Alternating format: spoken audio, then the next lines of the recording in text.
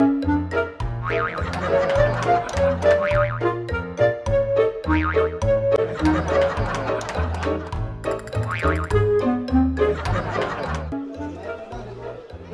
नुमाइंदों की अदम दिलचस्पी की वजह से सक्खर की हालत-ए-ज़ार तब्दील ना हो सकी।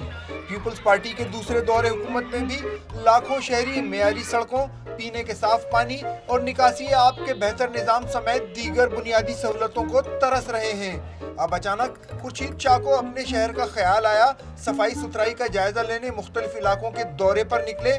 वाटर वर्क्स पहुंचे तो सफाई की अबतर हालत देखकर काबू से बाहर हो गए। एक मुलाजिम को थप्पड़ जड़ने के लिए हाथ उठाया, लेकिन कैमरे को देखकर खून के घूंट पी लिए।